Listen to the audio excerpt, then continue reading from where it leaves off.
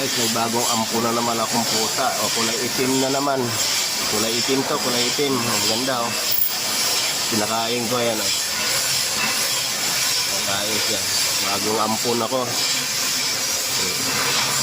Nahawakan ko. Yeah. Diba? Nahawakan ko siya oh. Ngayon lang siya nagpakita sa akin, pumunta. Ginugutom. Kaya pinakain ko, ayan. Ganda oh, puro itim oh. Ginugutom siya, nangingin ng pagkain. Ayan, pinakain ko siya.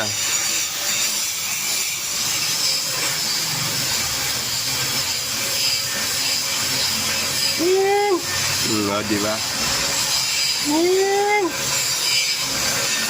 Lumapit siya sa akin, nag-miyaw-miyaw. Hingi ng pagkain. Ayan, pusang itim.